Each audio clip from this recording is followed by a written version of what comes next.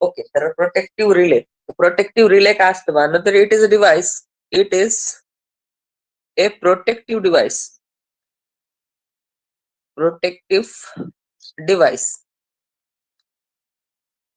Okay, protected device,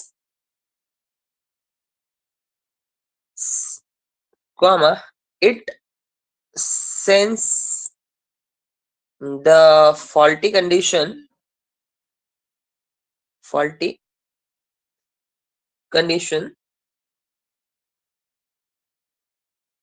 and actuated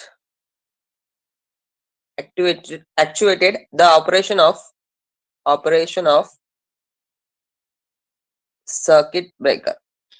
circuit ब्रेकरला काय करणार, सिग्नल देणार. सर्किट ब्रेकरला स्वतः कळत नसतं की फॉल्ट झालाय म्हणून.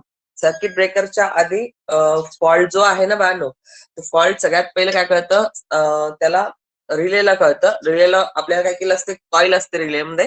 एक्स्ट्रा करंट, ऍडिशनल करंट जर फ्लो झालं तर रिलेला सेन्स होतं की एक्स्ट्रा करंट फ्लो झालाय म्हणून. तर रिले काय करतो, सर्किट ब्रेकरला सिग्नल देतो की फॉल्ट झालाय. सर्किट ब्रेकर काय करतं, सर्किटला ब्रेक करतं.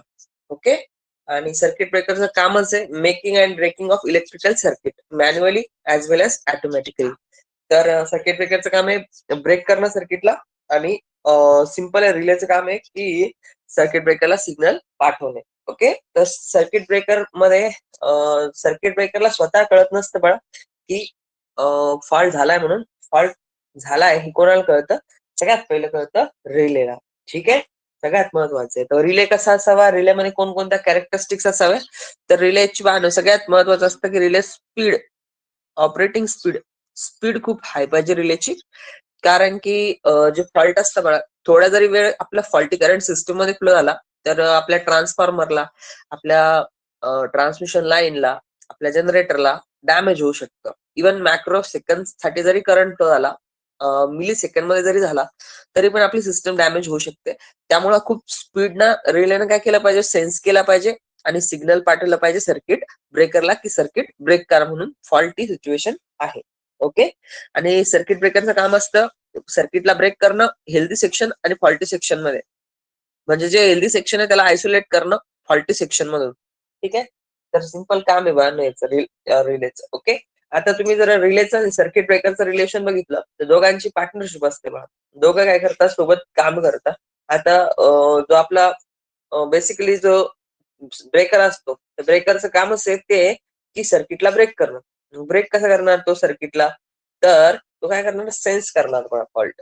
राईट, तर फॉल्टला सेन्स करणार आणि नंतर सिग्नल पाठवणार सर्किट ब्रेकरला, आणि सर्किट ब्रेकर काय करणार मग सिस्टम पासून जो फॉल्टी सेक्शन आहे आणि जो हेल्दी सेक्शन आहे दोघांना आयसोलेट करणार. ओके, तर अशा पद्धतीने काम होतं दोन्ही सर्किटचं.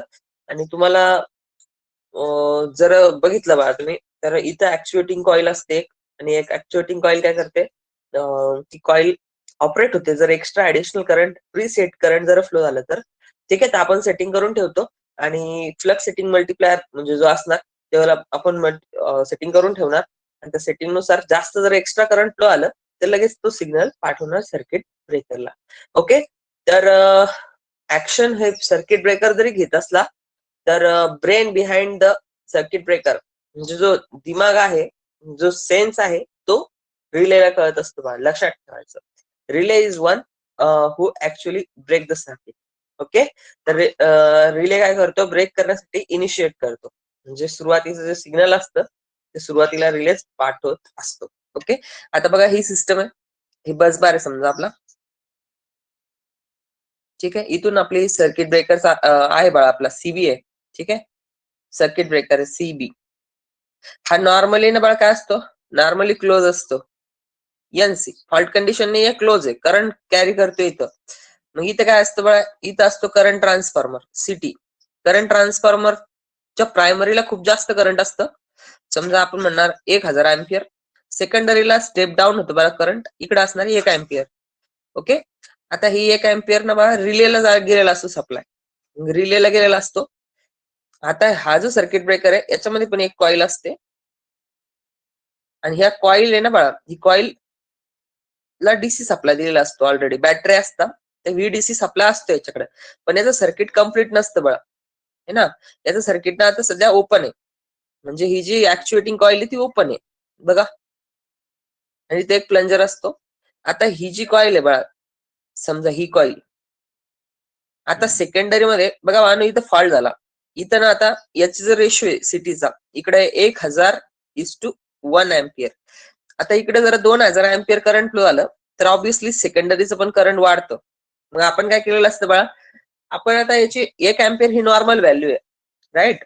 1 एम्पियरला हे ना, ही कॉईल याला खेचणार नाही, या प्लंजरला खेचणार नाही, म्हणजे याचं सर्किट ओपन आहे, मग ही कॉईल ऑपरेट होणार नाही, म्हणजे सीबीचं ऑपरेशन होणार नाही, सर्किट ब्रेकरचं ऑपरेशन होणार नाही. पण जर आपण सेटिंग करून ठेवणार, आता मला सांगा 1 एम्पियरच्या थोडस करंट वाढलं, लगेच फॉल्ट झाला का? थोडंफार करंट वाढू शकतं, कमी जास्त होऊ शकतं, राईट. कारण काय होतं सिस्टीम मध्ये, तुम्ही कधी कधी काय करता, छोटा मोठा लोड रिमूव्ह करता, छोटा मोठा रोड रिमूव्ह केला, एखादा मोठा रोड रिमूव्ह केला तर थोडंफार करंट व्हॅरी होत राहतं सिस्टीम मध्ये. ओके, मग त्यामुळे हा 1 एम्पियर म्हणजे फॉल्टी नॉर्मल करंट, आणि 1 एम्पियरचा थोडासा करंट वाढला म्हणजे फॉल्ट झाला असं नाहीये. मग आपण काय करतो बाळा, आपण ना सेटिंग करत असतो, जसे की 125% ही सेटिंग केली आपण सेटिंग करून ठेवली की 125% म्हणजे जो नॉर्मल करंट आहे 1 एम्पियर, त्याच्या 1.25 एम्पियर पर्यंत नॉर्मल व्हॅल्यू आहे. This is nothing but the normal value. ही नॉर्मल करंट आहे, हे काही फॉल्ट करंट नाहीये. इथपर्यंत जर एम्पियर करंट वाढलं तरी फॉल्ट लागलाय असं नाहीये. ठीक आहे, तरी फॉल्ट झालेला नाहीये. पण याच्यावरती जर करंट गेला आता 105 1.5 एम्पियर आहे, आता मला सांगा हे फॉल्ट करंट आहे का नॉर्मल करंट आहे? सांगा पटकन. दिस इज फॉल्ट करंट और नॉर्मल करंट? बघा, ही सेटिंग व्हॅल्यू आपली करंट सेटिंग आहे, आणि त्याच्या वरती जर करंट असेल तर काय असेल? हे झोपले का सगळे? Fault current. Yes, this is fault current. Okay, तर दिस इज फॉल्ट करंट, कारण की आपण याची सेटिंग करून ठेवली. आता तू म्हणणार सर नॉर्मल करंट हे फॉल्ट करंट असते का? नाही. सिस्टीम मध्ये, आपल्या इलेक्ट्रिक सिस्टीम मध्ये लोड कमी जास्त होत राहतो, आपल्याला सेटिंग करायला लागते. ठीक आहे, सेटिंग करायला लागते. जसं की आता 10 एम्पियर आहे, हे नॉर्मल करंट आहे आपलं, रेटेड करंट आहे, रेटेड सेकंडरी करंट आहे, सिटीचा रेटेड सेकंडरी बळा हा. ठीक आहे, ओके. मग आता लगेच काय असतं, आपल्याला सेटिंग करायला लागतं. समजा मी 150% सेटिंग केली, 150% सेटिंग केली का करंट सेटिंग माझी. ठीक आहे, 150% म्हणजे किती रे? 10%. 10 एम्पियरच्या 150% म्हणजे किती? 150%. 100% म्हणजे 10 एम्पियर. तर मग 150% किती एम्पियर येणार सांगा बघा? 15. Very good, very good. किती एम्पियर येणार? 15 एम्पियर येणार, बरोबर. मग आता 15 एम्पियर आपण नॉर्मल करंटची सेटिंग करून ठेवली आहे. ओके, जर याच्यामध्ये एक सर्किट मध्ये बांधू 14 एम्पियर करंट फ्लो होतो, नॉर्मल व्हॅल्यू 10 एम्पियर आहे, 14 एम्पियर नॉर्मल करंट आहे की फॉल्ट करंट आहे? Normal current. Fault current. Normal current असतं. कारण का? कारण की आपण सेटिंग केली, हे प्री सेटिंग आहे ना आपली, ही सेटिंग आहे आपली करंट सेटिंग. तर करंट सेटिंग मध्ये काय की त्याच्यानुसार 15 एम्पियरच्या वर जर करंट फ्लो आला तर this is fault current. Okay, 15 ampere पर्यंत नॉर्मल करंट येतो, कारण की आपल्या सिस्टीम मध्ये, इलेक्ट्रिकल सिस्टीम मध्ये करंट कमी जास्त होत असतं. समजलं? करंट कमी जास्त का बरं होतं? कारण की मोठा एखादा लोड आहे, रिमूव्ह केला तुम्ही सडनली तर करंट व्होल्टेज वाढणार सिस्टीमचं, अप्लाय केला व्होल्टेज कमी होणार, करंट वाढणार. तर हे असं होत राहतं, थोडंसं स्पाइक येत राहतो सिस्टीम मध्ये. आपल्या इलेक्ट्रिकल सिस्टीम मध्ये लोड कधी कॉन्स्टंट नसतो, व्हेरिएबलच असतो, त्यामुळे आपलं करंट कमी जास्त होत राहतो, व्होल्टेज पण स्पाइक येत राहतं थोडेफार.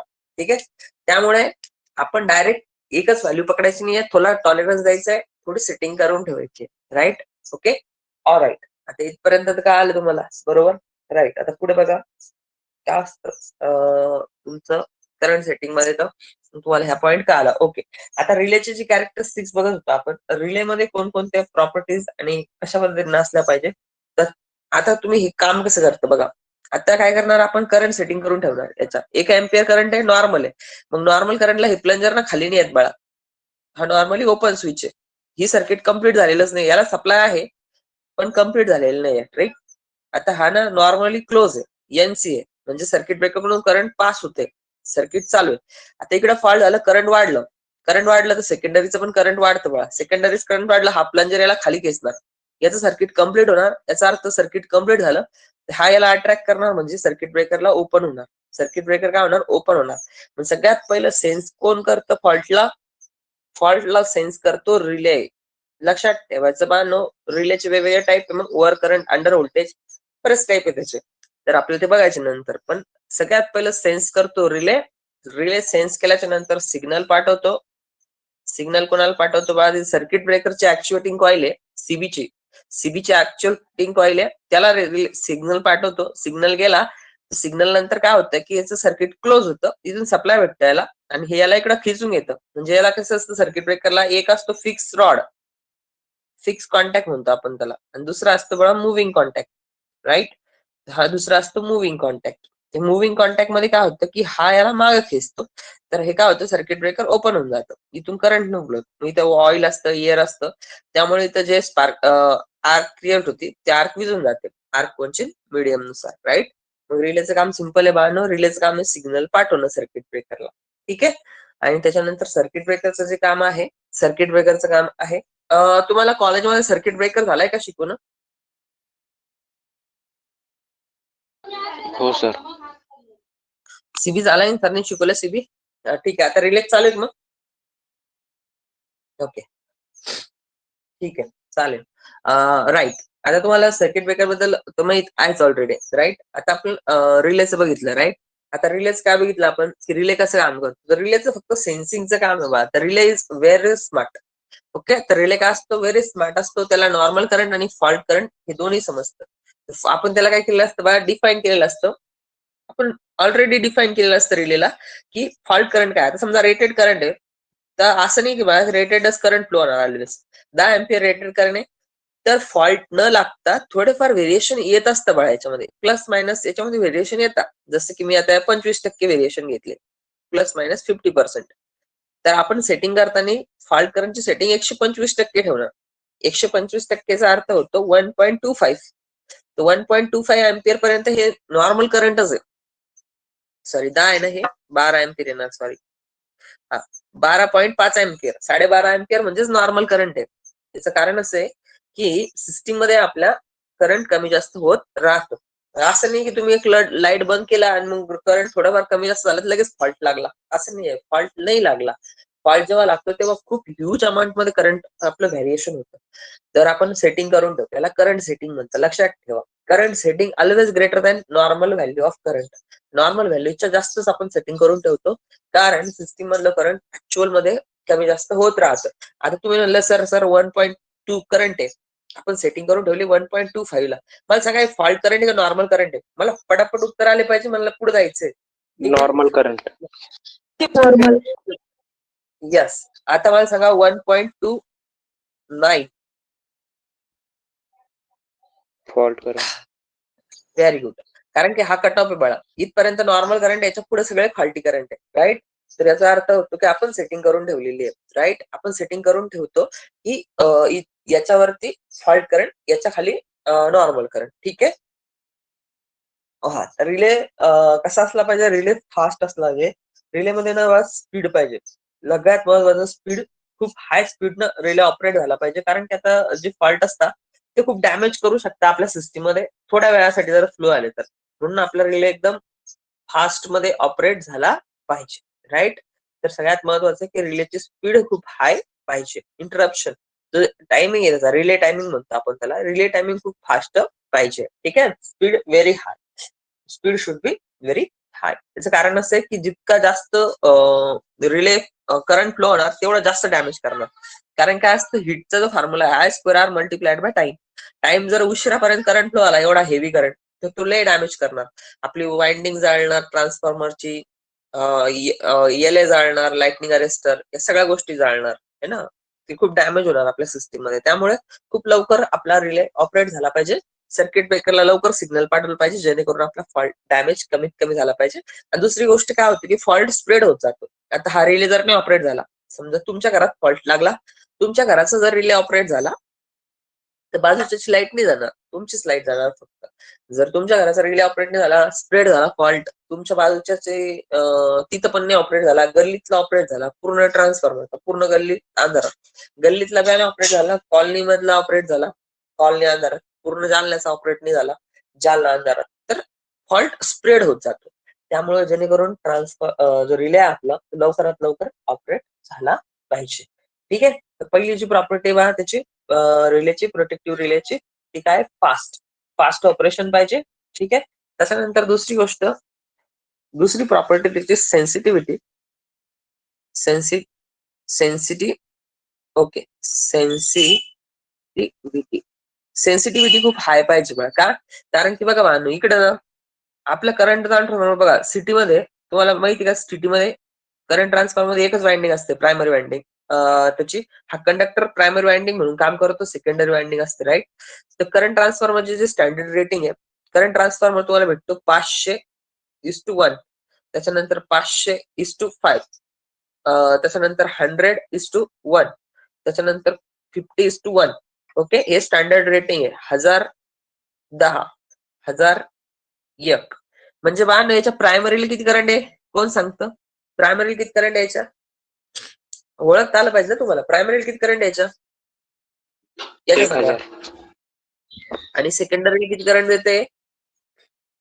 1 अँपिअर. Very good. याचा अर्थ असा होतो की प्रायमरी जर 100 अँपिअर करंट फ्लो आला तर सेकंडरी हा 1 अँपिअर देतो. म्हणजे 1 अँपिअर करंट. आता मला सांगा याचा 0.1 एरर जरी म्हटलं तर इकडे किती एरर येतोय? 100 अँपिअरचा एरर येतो मला. कळलं? 100 अँपिअरचा एरर येतो. तर बानो याचा अर्थ काय की हा जो करंट ट्रान्सफॉर्मर आहे, जो आपल्या रेटिंग्स देतोय, आपल्याला करंट देतोय सेकंडरीला 1 अँपिअर देतोय. म्हणून याच्या 1 अँपिअर म्हणजे तू म्हणलं सर जाऊ द्या आता 0.2 अँपिअर गेलं जाऊ द्या, असं नाही बघा. 0.2 अँपिअर म्हणजे इकडे 200 अँपिअर असतो प्रायमरी मध्ये. त्यामुळे हा खूप हायली सेन्सिटिव्ह पाहिजे. त्याचा थोडासा बी एरर नाही पाहिजे. खूप छोटस करंट त्याला मेजर केलं पाहिजे. खूप छोटासा बदल जरी झाला तरी त्याला मेजर केलं पाहिजे. त्यामुळे रिले कसा पाहिजे आपला, हायली सेन्सिटिव्ह.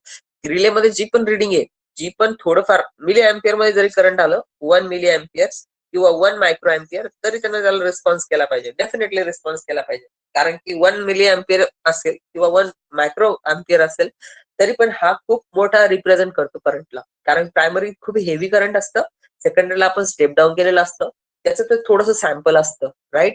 म्हणून त्याचा अर्थ असा असतो की रिले खूप सेन्सिटिव्ह पाहिजे. ठीक आहे.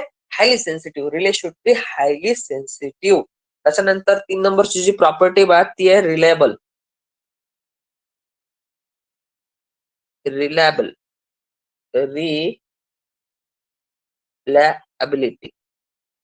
रिलायबिलिटी म्हणजे विश्वासनीयता.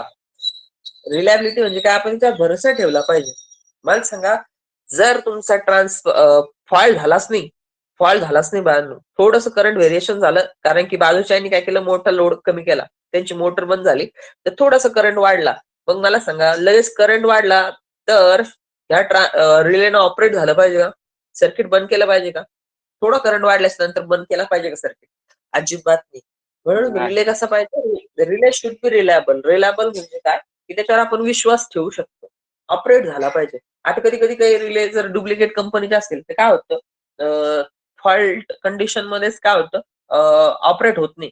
जेव्हा नॉर्मल कंडिशनला ऑपरेट होऊन जातं, माल फंक्शनिंग होते. तसं नको व्हायला. जर जेन्युअनली फॉल्ट झाला असेल तरच रिले ऑपरेट झाला पाहिजे. उगाच इंटरप्शन नकोय. सर्किट बंद झालं, परत मग तुम्ही बघा काय झालंय, कुठे फॉल्ट झालाय, त्याच्यानंतर मग लाईट बंद होते, सगळ्या कंपनी बंद होत्या, ह्याच्या खूप मोठं नुकसान होतं. जर जेन्युअन फॉल्ट झाला असेल तरच तो रिले ऑपरेट झाला पाहिजे. जर फॉल्ट नसेल झालं तर मग ऑपरेट झालेला नाही पाहिजे. म्हणून काय बाळात, रिलायबिलिटी खूप जास्त पाहिजे त्याच्यामध्ये. रिलायबिलिटी म्हणजे विश्वासनीयता. तुम्ही त्याच्यावर भरोसा करू शकता. यू कॅन ट्रस्ट हिम. तर रिले तुम्हाला नेव्हर डिसअपॉइंट करत नाही, कारण की तो खूप स्मार्ट असतो. रिलेला कळतं कुठं फॉल्ट झालाय, कुठं नाही झालाय, कधी ऑपरेट व्हायचंय, आणि आपण त्या क्वालिटीचा रिले वापरतो सिस्टीम मध्ये. ठीक आहे. आता रिले खूप मार्केटमध्ये एकदम जबरदस्त एकापेक्षा एक भारी पीस आले रिलेचे. तर काही प्रॉब्लेम नाही आहे. सिमेन्स बनवते रिले, एमसीसीबी बनवते सिमेन्स, त्याच्यानंतर एबीबी बनवते, जर्मनीची कंपनी आहे.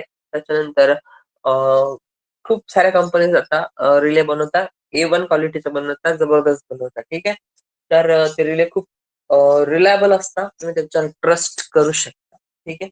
तर ही रिलायबिलिटी पण हायली रिलायबिलिटी पाहिजे. तर ही पण काय बाळांनो, अननेसेसरीली काय झालं नाही पाहिजे, ऑपरेट नाही झाला पाहिजे रिले. ठीक आहे, रिलायबिलिटी हाय पाहिजे. ओके, त्याच्यानंतर दुसरी गोष्ट बानो, जी 4 नंबरची प्रॉपर्टी आपल्याला सिम्प्लिसिटी. सिम्प्लिसिटी सर्किटमध्ये खूप जास्त कनेक्शन्स नाही पाहिजे, सिम्पल पाहिजे, जेणेकरून आपल्याला मेंटेनन्स करायचं असेल किंवा त्याच्यात आपल्याला फॉल्ट झालाय तर आपल्याला परत त्याला करायचंय काम, तर आपल्याला काम बी करता आलं पाहिजे. त्यात खूप सिम्प्लिसिटी पाहिजे. प्रत्येक टर्मिनलला नावं दिलेली पाहिजे व्यवस्थित.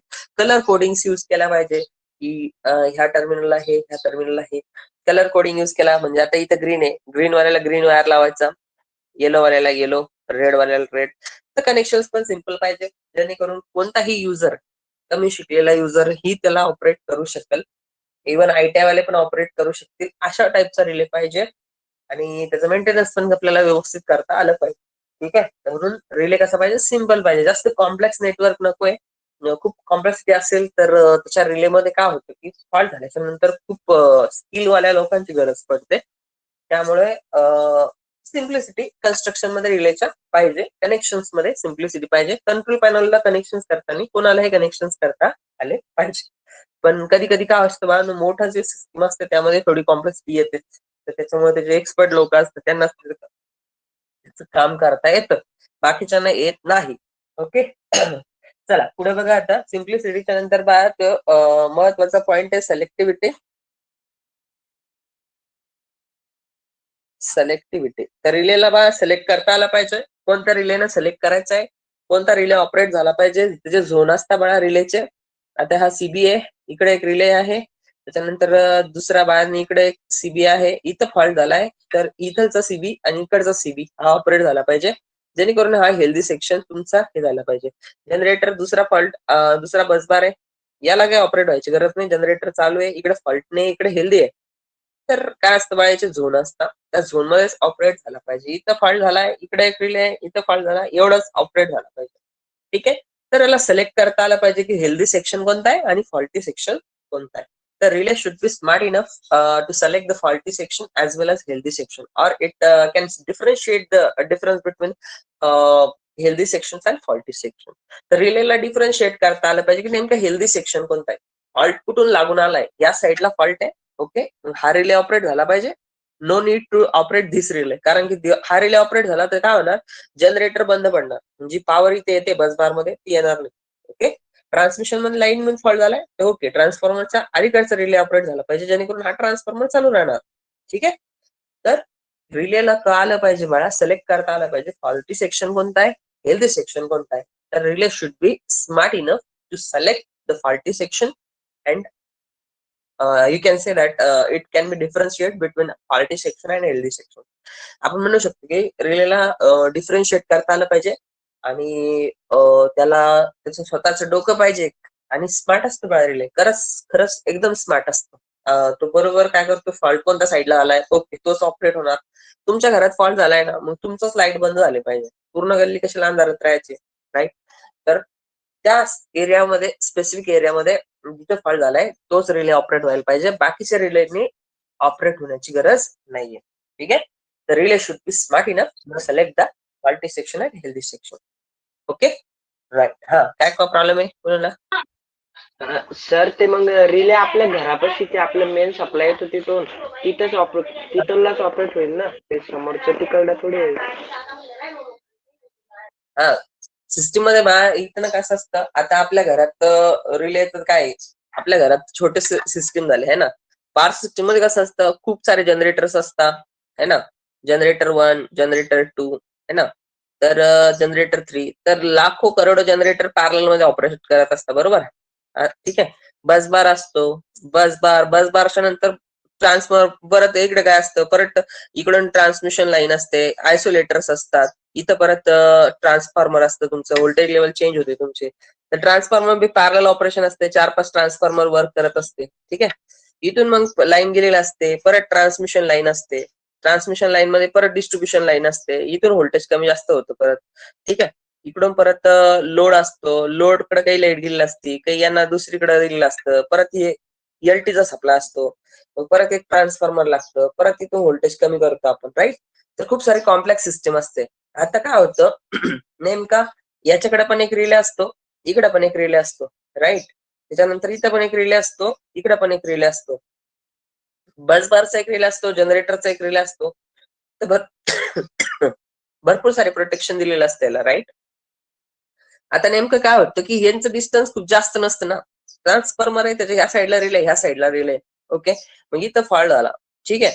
इथं फॉल्ट झालाय तर हा नाही, विदिन मायक्रो सेकंड हा इथून फॉल्ट इकडे पण जातो, इथपर्यंत लोड पर्यंत बी जातो आणि इकडून बी जातो. ट्रान्समिशन मध्ये त्याला जे करंटची स्पीड असते बघा ती ऑलमोस्ट लाईटची स्पीड आहे.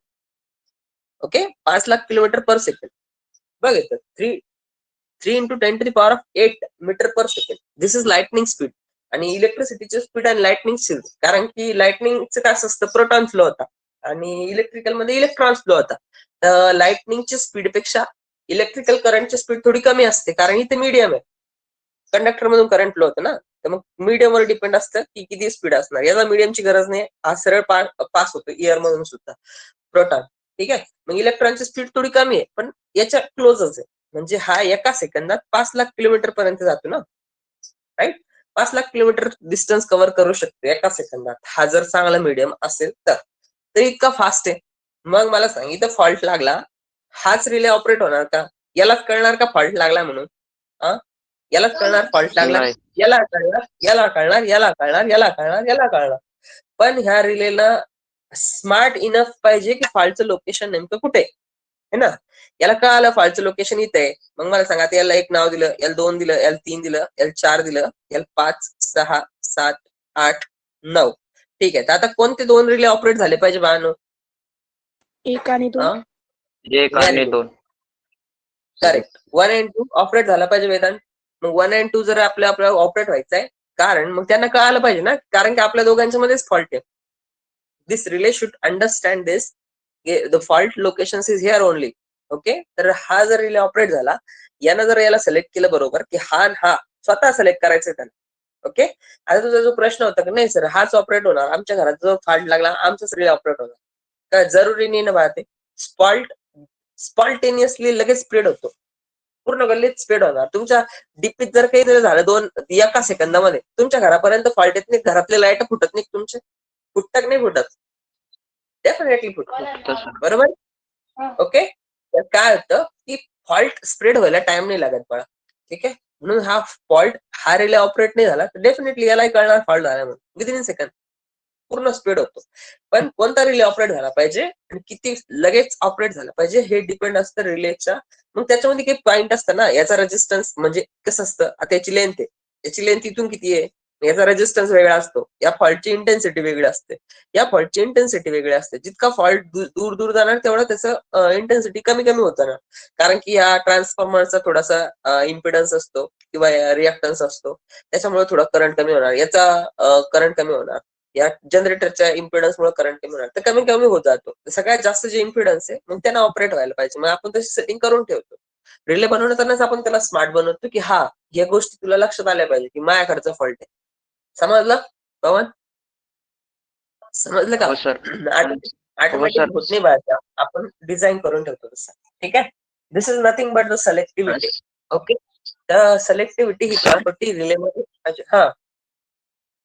सर इथं फर्स्ट रिले आहे का नाही, मग तो जर ऑफ झाला तर सेकंडला सप्लाय जाणारच नाही, तर त्याला कसं कळेल सर? मग तो नाही ऑफ व्हायला पाहिजे ना. कोणाला ऑफ? अरे ऑफ झाल्यावर मग काही सेकंड टेन्शन नाही ना. नंबर. सेकंड नंबरचा जर ऑफ झाला, बंद झाला, हा बंद झाला, मग बंद झाले ना दोन्ही, मग काय टेन्शन नाही. हेल्दी सेक्शन आणि फॉल्टी सेक्शन झाले ना, आयसोलेट झाले ना दोन्ही. कळालं का? Okay, sir. दोन्ही आयसोलेट झाले. आणि तुझे म्हणतोय ना इकडून सप्लाय झाला, ह्या जनरेटरचा सप्लाय नसतो बघा, याला स्वतःची बॅटरी सप्लाय असतो. या सिस्टमच्या सप्लायवर नसतं ते. सबस्टेशन मध्ये बॅटरी रूम असते, बॅटरी, आणि डीसी वर चालता हे रिलेला ह्या सिस्टमचा सप्लाय नसतो.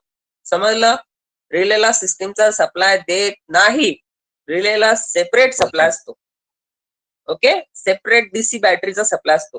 तुम्ही जर बघितलं ना बानो, सबस्टेशन मध्ये जर गेले तुम्ही तर तुम्हाला कळेल की सबस्टेशन मध्ये की रिलेला सेपरेट बॅटरीचं एक पूर्णच्या पूर्ण रूम असते बघा, त्याला बॅटरी रूम म्हणतो आपण, ठीक आहे. त्या बॅटरीचा सप्लाय असतो आणि तो 24 तास अवेलेबल असतो. असं म्हणता बाळांनो की सबस्टेशनचं जे हार्ट आहे, सबस्टेशनचं जे हार्ट आहे ती बॅटरी रूम आहे. ठीक आहे, तर बॅटरी आहे. जर बॅटरीज बंद झाली तर सबस्टेशनचं प्रोटेक्शन गायब. ठीक आहे, तर प्रोटेक्शनचं हार्ट जे आहे ते पूर्ण बॅटरीवर काम करता आणि त्यांना वेगळा सप्लाय असतो. समजून घ्या, या बॅटरीमध्ये आता बाळांनो इथं फॉल्ट झाला, मग हे रिले बेकाम जाईल ना सगळे, हे कामच नाही करणार, कारण की याला इकडून सप्लाय नाही आला, या सप्लायवर काम करतच नाही ते. समजलं? हा, या सप्लायवर आपण चार्जिंग करू शकतो बॅटरीची. एखाद्या वेळेस डिस्चार्ज झाली असेल बॅटरी, चार्जिंग करतो आपण, ते करतो. पण याला हा सप्लाय नसतो. ज्याला प्रोटेक्ट करायचं त्याचा जर सप्लाय घेतला तुम्ही, त्याचा आधार घेतला, त्याला कसं प्रोटेक्ट करणार तुम्ही? त्याच सिस्टीम मध्ये जर फॉल्ट झालाय आणि मग त्याचा सप्लाय गायब झाला, मग ती कसं प्रोटेक्ट करणार त्याला? समजलं का पवन? पॉइंट का आला तुला? काय हो सर. की या हो सर, सिस्टीमचा कळालं. सप्लाय नसतो. ओके, याला सेपरेट सप्लाय असतो, सेपरेट बॅटरी असतं. Battery room is a heart of substation. ते बॅटरी जी असते ती हार्ट असते सबस्टेशनचा, आणि खूप साऱ्या बॅटरी असतात बघा सबस्टेशन मध्ये, जबरदस्त नसतात. आता एक साधं जरी सबस्टेशन असलं 132चं, तर त्याच्यामध्ये ना 120-60 बॅटरी असतात. जबरदस्त बॅटरी युज केलेल्या असतात. चार्जर असतं त्याचं, कारण बॅटरी नेहमी डीसी असतं, एसी नाही राहत, एसी स्टोअर नाही होत.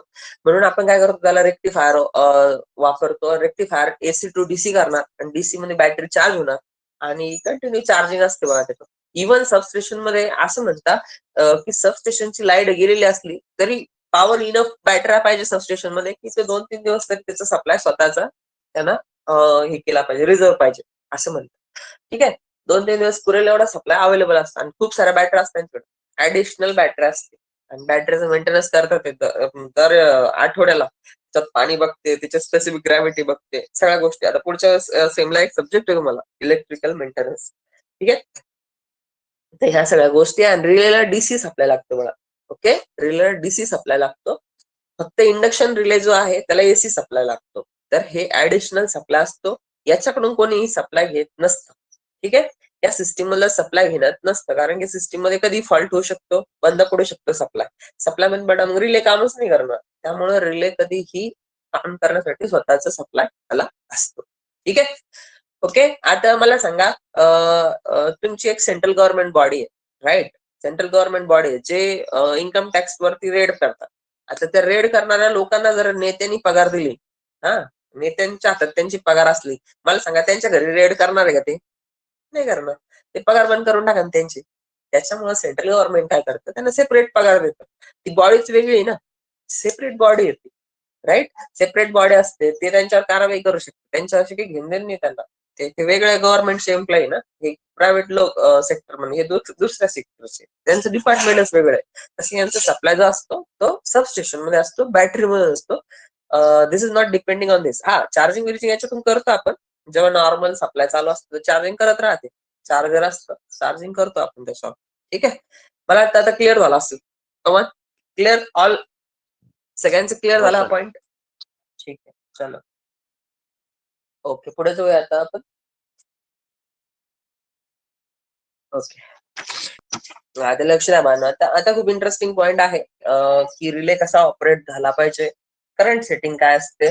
ठीक आहे, या सगळ्या गोष्टी मी तुम्हाला सांगतो बाळांनो. तर बेसिक रिले टर्मिनॉलॉजी. तर पुढचा जो पॉइंट आहे आपला तो आहे बेसिक रिले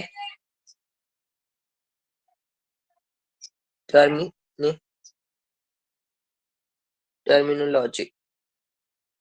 ठीक आहे, काय काय असतं रिले मध्ये, काय नाहीये. तर बघायला बाळांनो काय असतं माहिती का, जो रिले असतो ना बाळांनो, तर रिले मध्ये ना जर फॉल्ट जास्त झाला असेल तर रिले ना लवकर ऑपरेट व्हायला पाहिजे की उशिरा ऑपरेट व्हायला पाहिजे?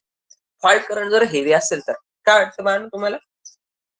काय वाटतं रे लवकर बच्चे लोक? ऑपरेट व्हायला पाहिजे. लवकर operate very good, very good. Okay, आता लक्ष द्या बाळांनो. मग काय तर बघा, हे हा बाळांनो इकडे आपण दाखवलं ऑपरेटिंग टाइम. ठीक आहे, ऑपरेटिंग टाइम. ओके, हा ऑपरेटिंग टाइम आहे. ठीक आहे, आणि हे बाळांनो आपलं फॉल्ट करंट. ह्या ऍक्सिस वर दाखवलं आपण फॉल्ट करंट. ठीक आहे, हा आपला आय फॉल्ट म्हणजेच फॉल्ट करंट. Fault current. आता बघा बाळांनो, जसं आता इतका टाइम लागतो, समजा प्रत्येक रिलेला बाळांनो एक कॉन्स्टंट टाइम तर लागणार. 0 टाइमला कधीच ऑपरेट नाही होणार. 0 सेकंड मध्ये कसं काय ऑपरेट होणार? ऑब्व्हियसली पॉसिबलच नाहीये, थोडा वेळ लागणार, बरोबर? समजा इतका टाइम लागला त्याला. मग मला सांगा बाळांनो, जसं जसं फॉल्ट करंट वाढत गेला तसा टाइम कमी कमी व्हायला पाहिजे, इनव्हर्स पाहिजे की टाइम वाढत वाढत गेला पाहिजे. कोणती डायग्राम करेक्ट मला सांगा तुम्ही. ठीक आहे, मी तुम्हाला 2 डायग्राम काढून दाखवतो. बघा, एक डायग्राम अशी आहे. बघा, ऑपरेटिंग टाइम कमी कमी होत चालला, फॉल्ट करंट वाढत वाढत गेलं तर. पण इतका बी कमी नाही होणार, झिरो नाही होणार. झिरो मध्ये कसं काय ऑपरेट होणार, थोडा वेळ तर लागणारच बघा त्याला. मग ही डायग्राम करेक्ट आहे की ऑपरेटिंग टाइम वाढत वाढत गेला पाहिजे जर फॉल्ट करंट वाढत वाढत गेला पाहिजे. ए बरोबर आहे की बी बरोबर आहे बघा, सांगा बरं. डोकं लावा तुमचं थोडंसं आणि मला सांगा. Yes, correct. तर बी इज राईट.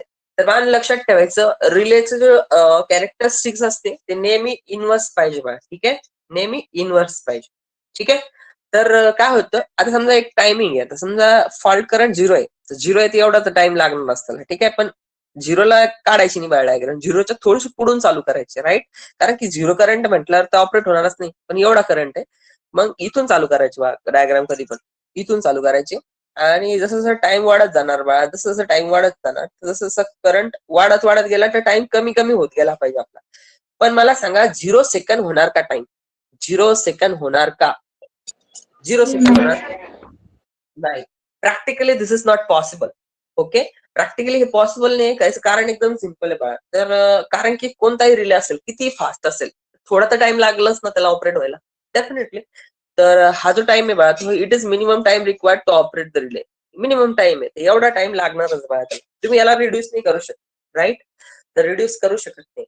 तर तुम्ही टाइम कमी करू शकता डेफिनेटली. फ्लक्स सेटिंग मल्टीप्लायर वापरून किंवा पीएसएम वापरून तुम्ही लवकरात लवकर रिले कसा ऑपरेट होणार, ऍडिशनल फोर्स लावून तुम्हाला रिलेला ऑपरेट करता तुम्ही. ठीक आहे, मग पण रिले ऑपरेट करत असताना एक स्पेसिफिक टाइम असतो, तिथपर्यंत तुम्ही रिड्यूस करू शकता टाइम. त्याच्यानंतर तुम्ही टाइम रिड्यूस करू शकत नाही, तेवढा टाइम लागणारच बाळा त्याला. मग किती भारी रिले असला, आता टेक्नॉलॉजी नवीन नवीन येत आहे, तर रिलेचा टाइम कमी कमी होत चाललाय. पण ठीक आहे, कमी झिरो नाही होणार बाळा, कधी झिरो कधीच नाही होणार. जोपर्यंत पृथ्वी आहे इथं, जोपर्यंत जीवन आहे तोपर्यंत झिरो नाही होणार. झिरो मध्ये कसं काय ऑपरेट होणार, थोडा टाइम लागेल ना बाळा त्याला सेन्स करणे, नंतर सिग्नल देणे दुसऱ्याला. ठीक आहे, तर अशा पद्धतीचं असतं बाळा. ठीक आहे, तर आता दुसरी गोष्ट, आता पहिला रिले टाइम जो ऑपरेटिंग टाइम असतो, तर याच्यामध्ये आपल्याला टर्मिनॉलॉजी बघायची काय काय गोष्टी असतात. तर रिले टाइम, तर ऑपरेशन साठी जो टाइम लागतो बा रिलेला, त्याला रिले टाइम म्हणतात. पहिली गोष्ट तुम्हाला रिले टाइम हा महत्वाचा पाहिजे की किती सेकंदात रिले टाइम ऑपरेट होते. हा this is nothing but the relay time, किती सेकंदात ऑपरेट होते, राईट. आता रिले टाइम काय असतं माहिती का, the time required to operate the actuate the operation of relay called as relay timing. ठीक आहे, डेफिनेशन एकदम सिम्पल आहे. थिअरॉटिकल जर तुमचा पेपर झाला चुकून, चान्सेस तर कमी आहे. डेफिनेशन विचारता मला, ते डेफिनेशन विचारता रिले टाइम काय असतं. ठीक आहे, त्याच्यानंतर दुसरी गोष्ट असते बा pickup current. Okay, pickup current, pickup current. आता पिकअप करंट मध्ये नॉर्मल करंट मध्ये फरक असतो बघा. आता पिकअप करंट काय असतो, it is a minimum current above that relay start operate. तर हा मिनिमम करंट असतो, त्याच्यावर रिले ऑपरेट करतो. जसं की आता नॉर्मल बघा, सिटी आहे, सिटीचं प्रायमरी करंट 500 अँपियर आहे बघा. ठीक आहे, आणि सेकंडरी करंट 5 अँपियर आहे. मला सांगा, 5 वरून 5.1 अँपियर करंट झालं, लगेच फॉल्ट लागला का बाळांनो? झाला का लगेच फॉल्ट? तुम्ही लाईट बंद चालू केला तरी नाही. थोडंफार व्हेरिएशन होतं, तर फॉल्ट नाही झाला बघा. मग आपण काय केलं, करंट सेटिंग केली. करंटची सेटिंग केली, किती टक्के केली माहिती का बघा, आपण केली 150%. हा, 150% करंट सेटिंग केली बघा. मग मला सांगा किती, 5 गुणिला 150, 150 म्हणजे डिवाइड बाय 100 करायचं. हा, किती किती अँपियर येणार मग करंट? 150 सेटिंग केली आपण. हा बघा, 150 म्हणजे किती याच्यात, 150%, याच्या 50% म्हणजे किती, 7.5. 7.5. 7.5 अँपियर, राईट. आता मला सांगा, 7.5 पर्यंत नॉर्मल करंट आहे. आता मला सांगा 7.6 हा फॉल्ट करंट आहे की नॉर्मल करंट आहे? Fault current. नॉर्मल कर. Fault. Very good, correct. This is a fault current. Okay, मग बाळांनो, पिकअप करंट म्हणजे काय? पिकअप करंट म्हणजे काय, the minimum current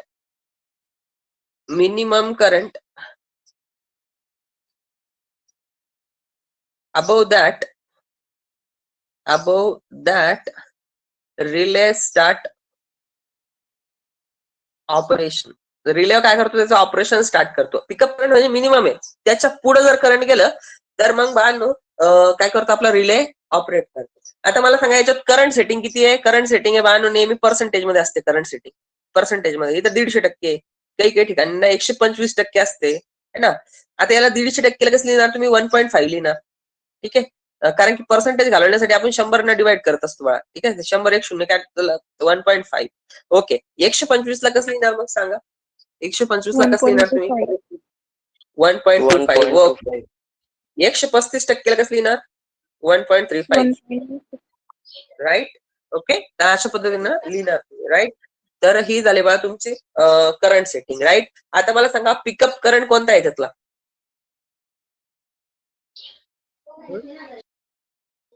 याच्यामधलं very good, very good.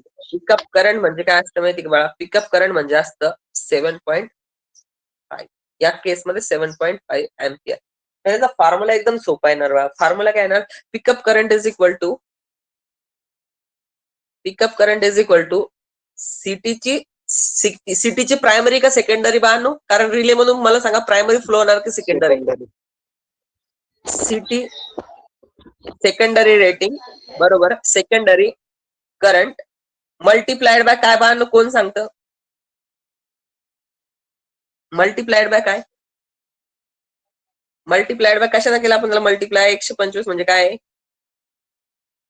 Multiplied by current setting. Current setting. Very good, very good. Multiplied by current setting obviously. ठीक आहे, आता मी तुम्हाला एक एक्झाम्पल देतो बाळांनो. आपला रिले 100 एम्पियर टू 1. त्याच्यानंतर करंट सेटिंग आहे बघा तुमची. करंट सेटिंग सीएस आहे तुमचा 175%. ठीक आहे, मला सिंपल सांगा बाळांनो 175% सेटिंग केली तुम्ही तर मला सिंपल सांगा करंट पिकअप करंट किती येणार. किती येणार 175 म्हणजे किती 1.75. 1.1 मल्टिप्लाइड बाय 1.75 करेक्ट आहे. तर काय येणार 1.75 ampere. Correct, very good, very good. आता मला सांगा सेकंडरी बघा. आता 1000 एम्पियर आहे, सेकंडरीला 10 एम्पियर आहे आणि करंट सेटिंग केली बघा तुम्ही 150%. तर सिंपल सांगा मला किती येणार पिकअप करंट पटकन. 1.5.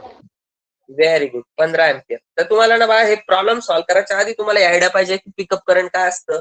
हे प्रॉब्लेम रट्टा मारून सॉल्व्ह नसते करायचे बघा. आधी कन्सेप्ट आलाय नंतर फॉर्म्युला आला.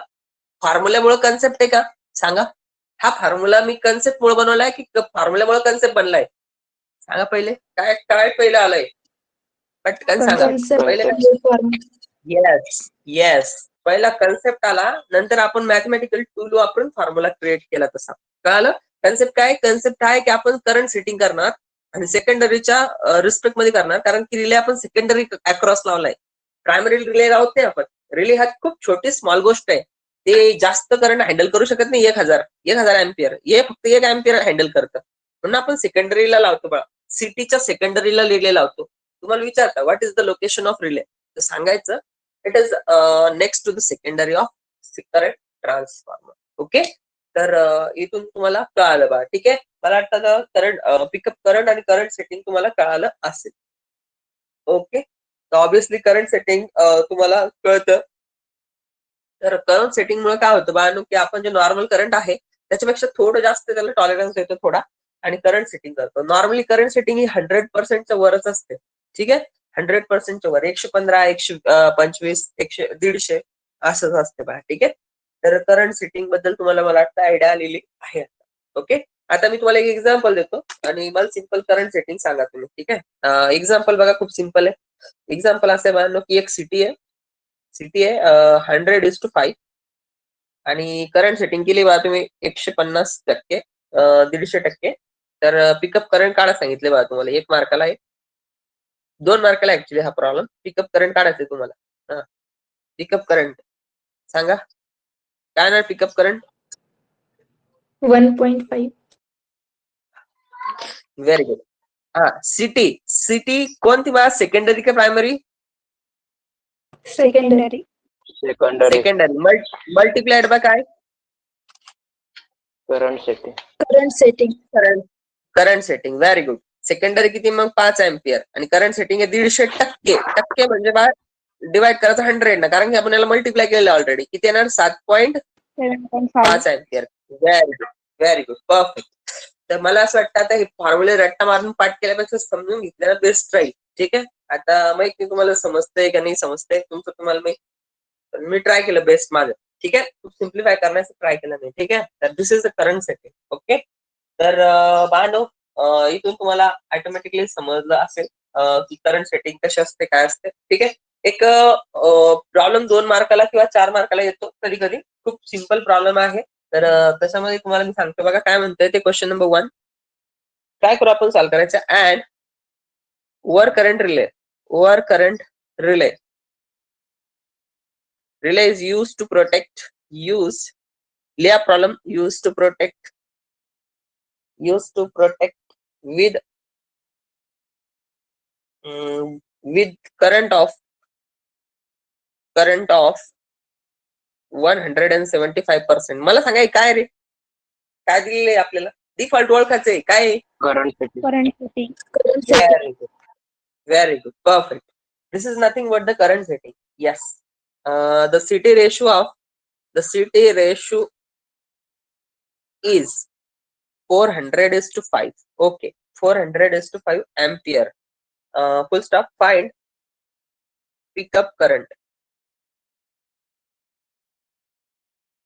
Find pickup current. Okay. तर बाण लक्ष राहते इकडं. आता सिंपल आहे बाण. रेटेड सेकंडरी किती आहे गिवन तुम्हाला. रेटेड सेकंडरी पाहिजे आपल्याला कारण की आपण रिले नेहमी सेकंडरी लावतो. 5 अँपियर आहे बरोबर का. ओके. त्याच्यानंतर करंट सेटिंग आहे तुमची CS. Current setting 175%. टक्के घालवण्यासाठी कितीने डिवाइड करायचं. टक्क्याला आपण मल्टिप्लाय करतो 100 ने. डिवाइड किती करावं लागेल 100. किती येणार मग हे 8.75. 1.75. राईट. Very good. परफेक्ट. हा तर आता आपला पिकअप करंट बघा मानू काय. Pickup current is equal to काय फॉर्म्युला आपला CT secondary multiplied by current setting CS. Shortcut मध्ये लिहिलं मी. तर 5 अँपियर मल्टिप्लाइड बाय 1.75. तर फायनल आन्सर काय येतं बानू मग 8.75. Very good. परफेक्ट. 8.75 अँपियर. आता मला कोण सांगेल हे फॉल्ट करंट आहे की नॉर्मल करंट आहे. हे Fault current. डेफिनेशन काय लिहिली होती आपण. डेफिनेशन काय लिहिली होती बघा करंट सेटिंगची. आठवतं तुम्हाला. Above that. बघा इथं कुठे गेली डेफिनेशन. आता मी कुठे लिहिली होती बघा.